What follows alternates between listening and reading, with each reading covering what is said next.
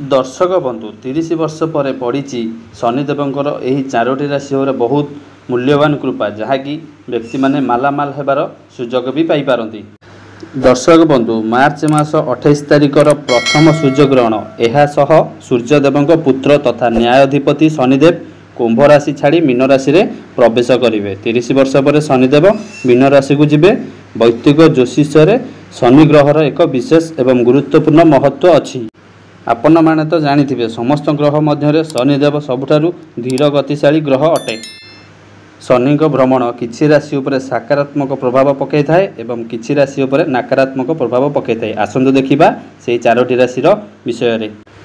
प्रथम राशि वृष राशि 29 मार्च रे शनि मीन राशि रे गोचर वृष राशिर लोकंक पई अत्यंत शुभ संकेत। वृष राशिर लोक माने 2.5 वर्ष पर शनि भ्रमण सर्वाधिक लाभ पाइबे।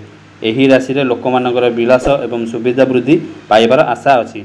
लाभ सुजोग बुद्धि जोगु आर्थिक स्थिति पूर्व तुलन में उन्नत हेब। काम भी सफलता मिल पारे।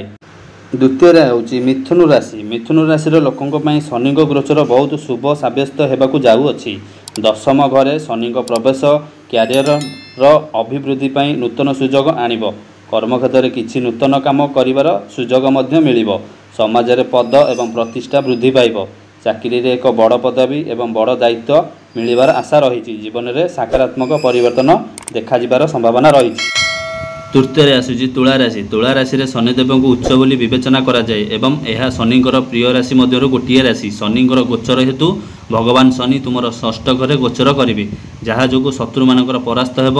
आईनगत विवाद विजयी हेबे।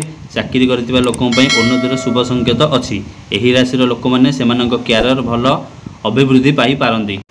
चतुर्थ राशि कन्या राशि। आपण 21 वर्ष पर्यंत शनिदेव कृपारू भाग्यशाली रहिबे। बहुत धन लाभर जोग रही। आपण घर को खुशीर आगमन होगाकू जाऊँगी।